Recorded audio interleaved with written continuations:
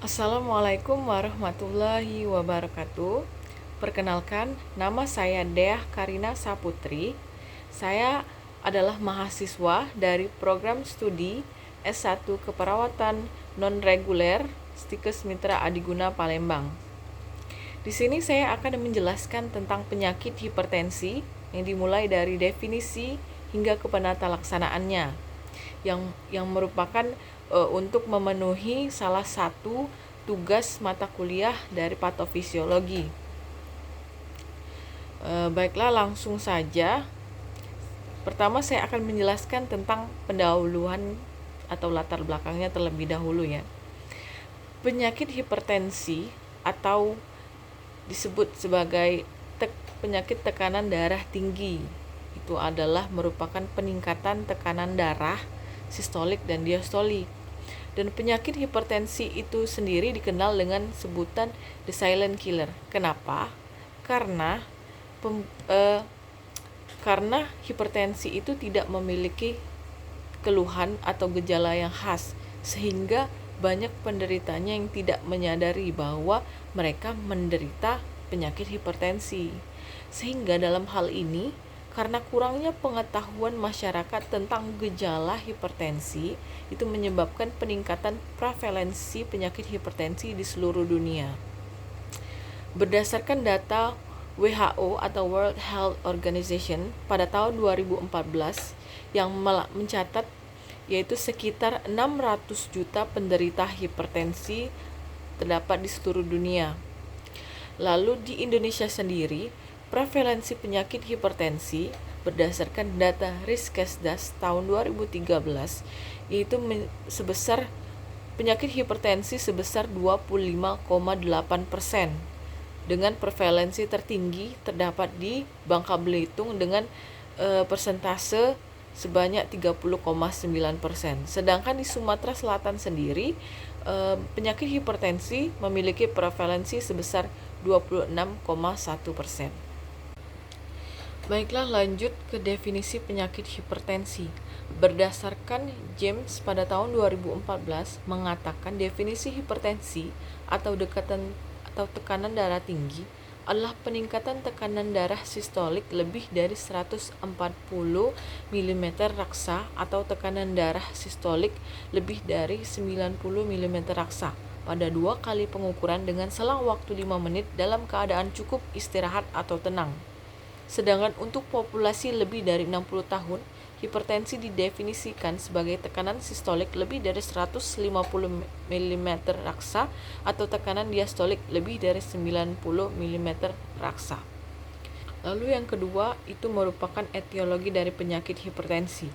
Menurut Smeltzer and Baer dalam buku Trianto tahun 2014, berdasarkan penyebabnya, hipertensi itu dibagi menjadi dua, yaitu hipertensi esensial atau primer dan hipertensi sekunder. Hipertensi esensial atau primer itu adalah suatu kondisi hipertensi di mana penyebab sekunder dari hipertensi tidak ditemukan. Genetik dan ras merupakan bagian yang menjadi penyebab timbulnya hipertensi primer, termasuk faktor lain yang diantaranya adalah faktor stres, faktor usia, intake alkohol moderat, merokok, lingkungan, dan gaya hidup. Lalu yang kedua adalah hipertensi sekunder, yaitu merupakan hipertensi yang penyebabnya dapat diketahui, yang antara lain itu adalah kelainan pembuluh darah ginjal, gangguan kelenjar tiroid, atau penyakit kelenjar adrenal. Lalu lanjut yang ketiga itu adalah klasifikasi dari penyakit hipertensi. Pada tabel ini itu ditunjukkan klasifikasi hipertensi menurut GNC atau Joint National Committee pada tahun 2014 yang dikategorikan sebagai normal, prehipertensi, dan hipertensi derajat 1 dan hipertensi derajat 2. Di sini terlihat pada kategori normal, tekanan darah sistolik seseorang itu kurang dari 120 mm raksa dan tekanan diastoliknya kurang dari 80 mm raksa. Dan pada kategori prehipertensi, tekanan darah sistolik itu di range antara 120 sampai 139 mm raksa, atau tekanan darah diastoliknya 80 sampai 89 mm raksa. Masuk pada hipertensi derajat 1, tekanan darah sistoliknya itu di antara 140 sampai 159 mm raksa, dan atau tekanan darah diastoliknya itu 90 sampai 99 mm raksa. Dan pada derajat 2, hipertensi derajat 2, tekanan darah sistoliknya itu lebih dari 160 mm raksa, dan atau tekanan diastoliknya itu lebih dari 100 mm raksa. Lanjut ke nomor 4, yaitu patofisiologi penyakit hipertensi. Patofisiologi penyakit hipertensi ini dimulai dari faktor predisposisi atau penyebab terjadinya hipertensi. Itu bisa disebabkan karena pola hidup, bisa karena usia, karena pola hidup, karena stres, kurang olahraga, karena obesitas dan lain-lain, sehingga menyebabkan penyakit hipertensi pada individu ini. Dan penyakit hipertensi ini menyebabkan kerusakan vaskuler pada pembuluh darah, sehingga terjadilah perubahan struktur yang menyebabkan penyumbatan pada pembuluh darah, terjadi vasokonstriksi, dan menyebabkan gangguan sirkulasi. Dan gangguan sirkulasi ini terjadi di ginjal, gangguan sirkulasi di otak, di pembuluh darah, dan di retina. Dan gangguan sirkulasi di ginjal ini bisa menyebabkan ke disfungsi ginjal dan gagal ginjal. Lalu pada gangguan sirkulasi otak itu bisa menyebabkan tekanan intravaskularnya meningkat, tekanan pembuluh darah otaknya meningkat.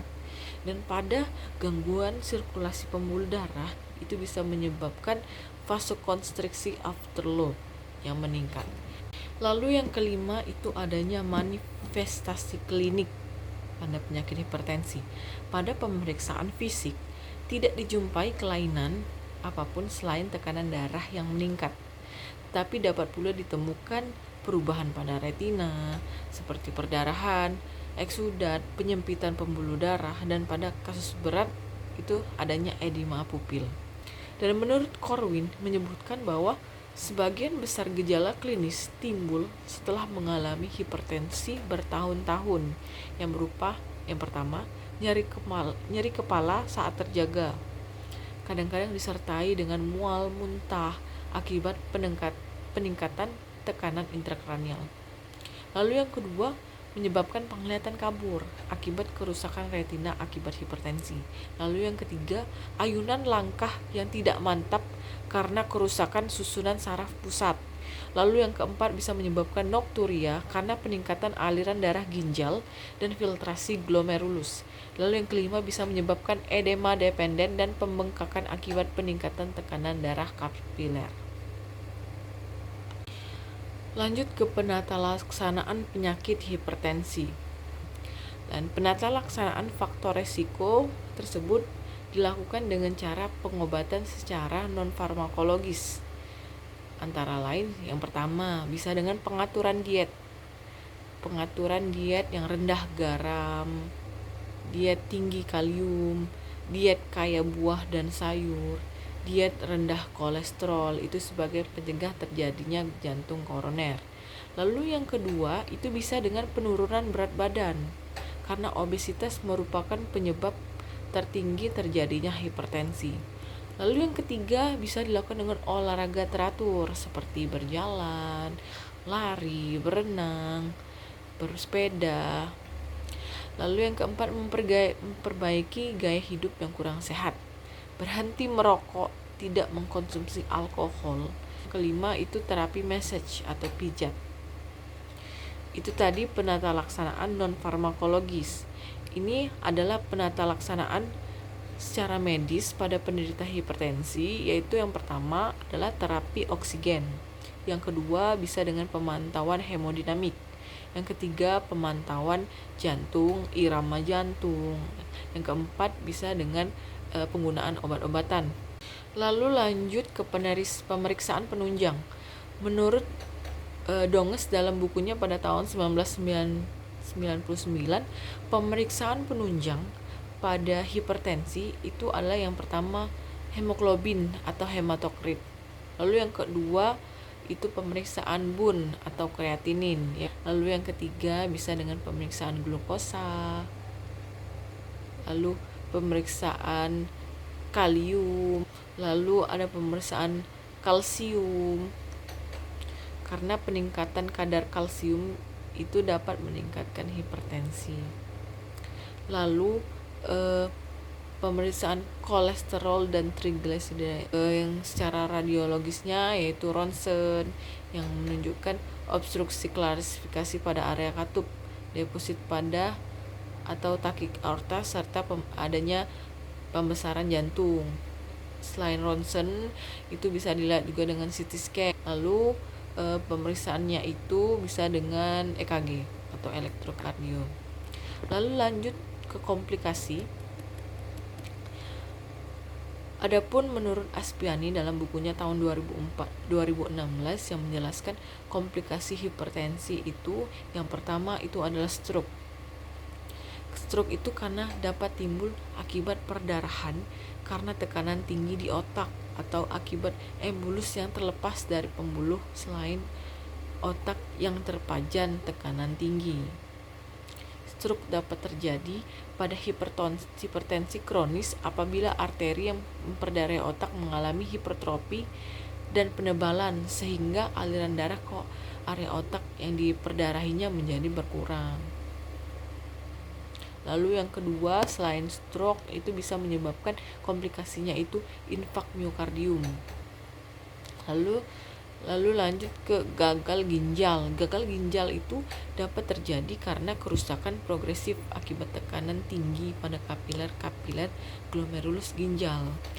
Lalu selain itu, komplikasinya itu bisa menyebabkan ensefalopati atau kerusakan otak. Selain ensefalopati itu ada kejang. Sekian penjelasan penyakit hipertensi dari saya. Semoga bermanfaat dan apabila ada salah-salah kata saya mohon maaf. Saya akhiri dengan wabillahi taufiq wal hidayah. Wassalamualaikum warahmatullahi wabarakatuh.